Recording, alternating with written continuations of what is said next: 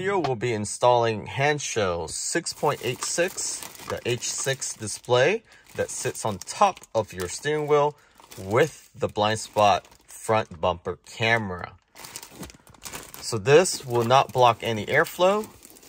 It comes with a pry tool, very easy to install. There's the display. So this, as you see, sits on top of your steering wheel column.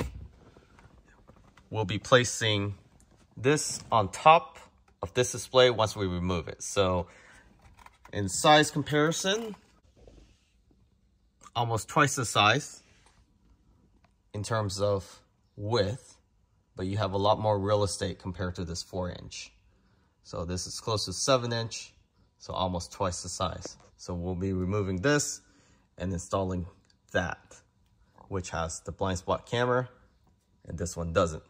This also has blind spot visualization on the display when you're changing lane. So it comes with all the wiring harness, so universal, Intel, and AMD.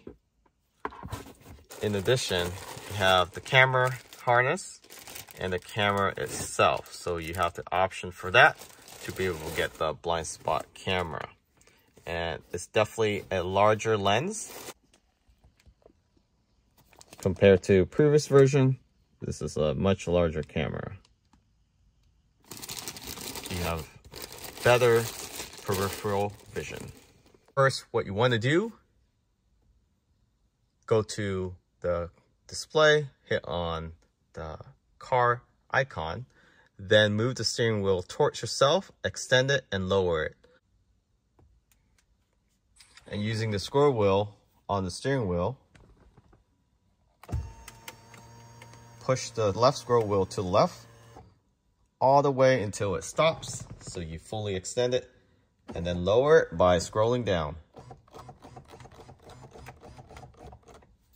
Once you have it fully extended, there's 4 total mounting bracket clips that you just need to put in the pry tool here behind the column, and do that on both sides simultaneously. You can start from the front ones, which is before the column, the dry column and the signal, and then work on the rear ones.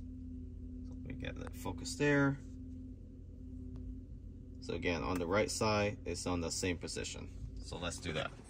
So before you remove the upper column cover, remove this dash first. This is very easy to install. So on each side of the dash, so on the driver's side, there's a panel here. Remove this panel with the pry tool that is provided. You want to start on the top, work your way on the bottom, and this comes off just like that.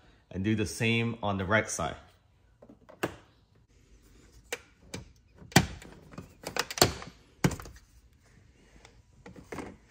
So after you have both covers removed, between this dash and the panel trim on the bottom, wedge this pry tool in between and then pop it up. And do that for the passenger side.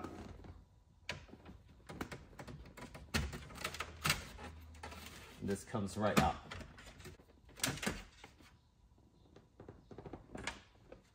So next, we'll go ahead and remove this leather trim, vegan leather trim. Some car might have a torque screw that you need to remove. Others will have a clip. So this is an older Model 3, so it has the torque screw. So we'll remove that. And then we'll pop this open. So for the vehicles that have a torque screw here, this is a T20. Go ahead, turn it counterclockwise.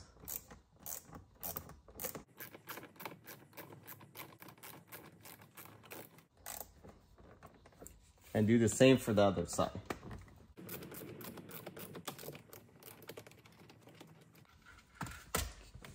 Once you have removed the actual vegan leather cover here, reach in with one hand, get a little leverage, and then using the pry tool, press it in between the gap here. And this is the only panel gap in the Tesla vehicle that is actually tight. So while you prying it open, lift it up too. And it pops open like that, and actually both pop open. If you have a newer vehicle, it may be a little, it may be a little tight, but this is the best way to do it. And then do the same on the other side.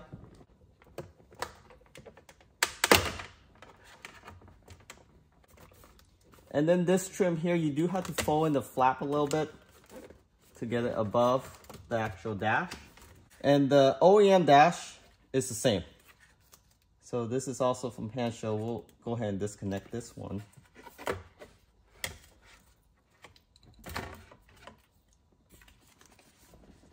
Okay, so go ahead and grab the Hansshow smallest harness that came with the package.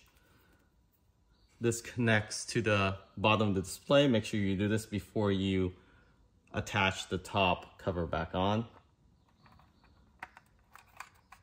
Make sure it's securely on there and it's locked. And you have two wires coming out on the other end.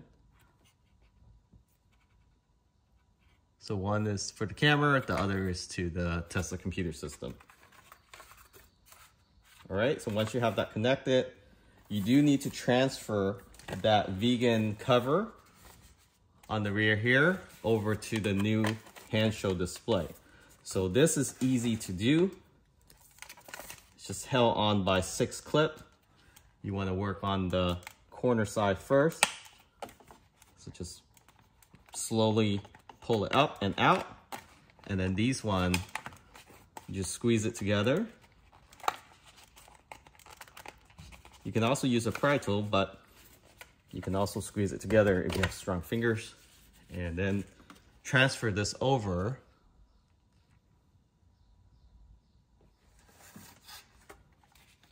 to the new display. Same process in reverse order. So just press it in, press it in, press it in.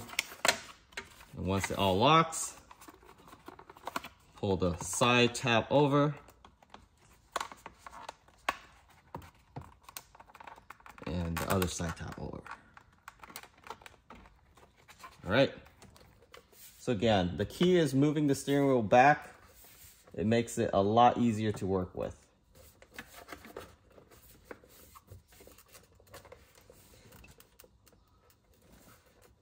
So once you line everything up, make sure all the tabs are lined up for all 4, and then just hammer this down. And then for the back, you can just squeeze it back down. So now just put those 2 torque screw back, or the clips, depending on which one you have, and then just hand torque it.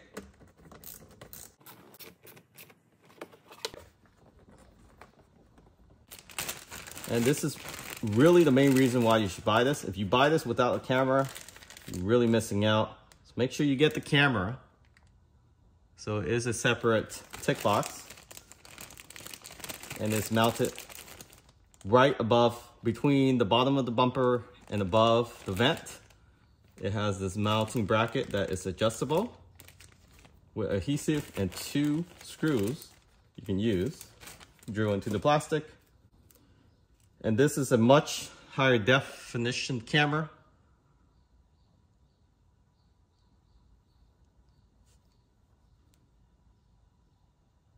This is speck of green. The lens is a lot larger. You will have a better peripheral vision for your vehicle, especially for those that don't have the ultrasonic sensor. All right, to get to the actual computer module on the right side here, if you have AMD, the blue plug is here, right behind this panel. And then the actual Intel is in that computer, the second plug, the gray connection, white and gray connection, the one from the bottom, the second one from the bottom. So to open up this panel, so you have to do this for both AMD and Intel. It's very easy. You're not messing with any airbags or anything down here. Put it in, and then pull it out with your fingers.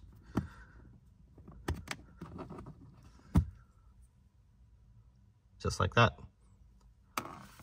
So there's a total of 4 down here. So 3 towards the right side and the center. So I got 1 already. Here's the second one.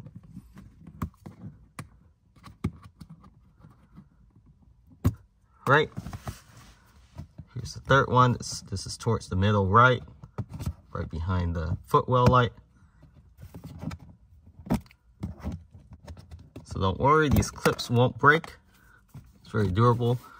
This is also how you change your air filter, and there's also one towards the left side here.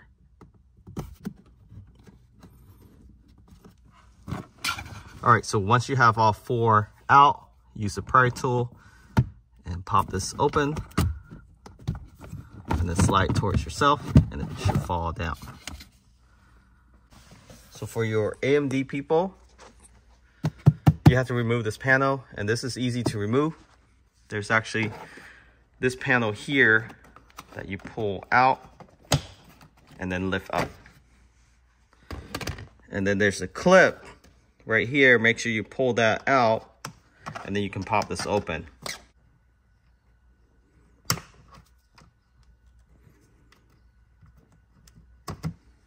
All right. And then these rubber trim, you can just slide out and just pull straight up, and then you glide it out just like a ladder, L shape. Pull this up and it slides right out. And for those AMD folks, you should have a blue plug right here. And then taking the Hansshow wire harness, I had to disconnect it from the display because it won't fit through here with all the other universal harness. So we'll fish this through from the bottom. So from down here through there. So there's a little slot opening, but you can fish it through there. Just like that. So I didn't need any fishing wire. I just sort of just put my hand underneath and push it through and then pull it from the top. And you want to run this long enough so it reaches the display. So not too long, but enough to reach the display with a little slack. So this is for Intel. So it's the plug above that beige one. So one above that one. So it's actually the gray one. Right there. So plug in there and then do the U-loop back to the Tesla plug. And you're good to go with the display. And the last piece is installing the front camera. So once you have it plugged in, the display will automatically turn on. Make sure you power off the car and put it in service mode. Before you power off the car, the key is to turn off the car by putting it in service mode and then power off under safety before you disconnect or reconnect those wires. So now it's booting up for the first time. It knows this is a Tesla Model 3 in white, auto detected, and this is the default display. Okay, to remove the front, to install the camera, you want to pull this up and then disconnect. Put this aside. You have 10mm bolts here, here, and under the cover. So we'll start down here first.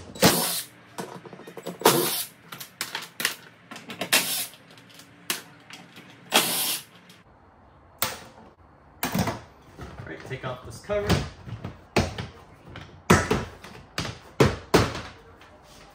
Take this vent out.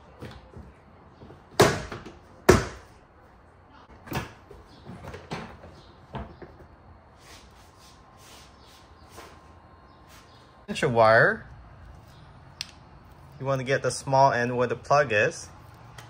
Run this wire in the middle of the actual bumper, in between the plastic. You can actually fish it through, and then from inside you can pull it out right there, and then just run it along. You can either run it through the firewall, which is highly recommend, right there, and then run it through the carpet, or you can run it along the actual fender, but then you might get some air leaks in there. So highly recommend running it through the firewall there. There should be an opening. Push it through, fish it through on the passenger side, and then run the wires along the dash over. Okay, so now testing out the camera. So I have the camera right here. So it obviously work. You can see much higher resolution. Even from this dash, you can see it's a absolutely wide angle. It's from A pillar to A pillar, right in the middle, above the bottom bumper, right between. So this is the perfect space, and I'll show you how it's mounted on a Tesla Model Y. So you have an idea. It's right there. So right in the center is bolted in with adhesive. It's not gonna go anywhere. It cannot fit through this vent, so you don't have to worry about it breaking off or coming off inside.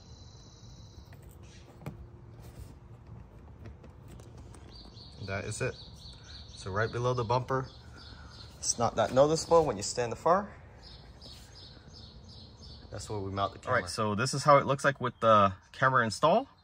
And we have it mounted on the bumper. As you can see, this will be very useful for people without ultrasonic sensor. And the Tesla Vision is not accurate right now. I don't know if it will ever be. You can't really see in front of the bumper. The camera can't either. So this blind spot camera, definitely worth it. So if you are on the budget, this 6.86 display with the camera, definitely worth it. Use the code under 300. All right, so this is how it looks like when it's in drive. As you can see, you have full visibility. Only when you turn the steering wheel is when you lose it slightly. So you have the speed, you have the odometer, you have the speed limit, you have your range, you have how fast you regenerating or not regenerating. That's on the right hand side. But most important of all, you have blind spot. Okay, so this is the startup sequence. You can see there, it's just a Tesla Model 3, so that's very nice. Now the icon is up. This is the vehicle color. You can change this color as you please, but this is what is set to. This is the default. If you put the car in drive or reverse or in any gear, let me enter the pin. It changed to the drive display. You can see the drive display here. We'll start from the left. The left is the speed, how fast you're going in miles per hour or kilometers. You can change that. You have the temperature in the bottom, and you also have your odometer on top. On the center, you have your drive mode. You have your speed, your vehicle, speed limit sign on the right. You can change that to European or other countries. It becomes a circle. This is North America, so it is more of a rectangle. You have your icons on the top, just like any vehicle. Your auto high beam. When you turn on the light, it will also show on here too, just like that. I just turn on the headlights, and then your icon of the vehicle in the middle, you see the light turns on. You turn it off, it also turns off. How cool is that? Great animation. And you also have your seatbelt sign, airbag, and on the right hand side you have your battery percentage and miles remaining. So both, so you don't have to click on or toggle between the two. And then the HP is actually the power you're putting into your motor, versus if it goes minus, then that's when you're regenerating. If it goes positive, that's when you're actually using power from your battery. And then the time, you can change that on the top right there to 24 or 12 hours. So by holding down on the scroll wheel here, push it to the left, you go to a setting mode, and then here you can adjust all these items here. And it's not the display, it's the camera that's flickering, if you're wondering. So the English, you can change that to other language, time zone, Fahrenheit to Celsius, the hour. So I'm going to do the hour right now to 12 hour, and then I'll just go back to save. And now is in 12 hours mode. Very simple. No software updates required. You can change your day mode. Let me focus this out. It's on right now, brightness 100%. You can make that auto adjust. Color of car, tire pressure, PSI, or bar. You can turn on the plant animation, but I left that off. But it's just similar like the other smaller display, those mini display. You have those animation available as well. Speed limit, as I mentioned, you can change that sign to US sign or out of US sign. And then, of course, time zone, you can change it to whatever time zone. This does have over-the-air update. In addition, it does have a speaker right here too. So very cool. And a SIM port, not a SIM, but USB-C back here, where you can actually manually update with files. So if you're interested in this display, check out link in the description. Catch y'all next time.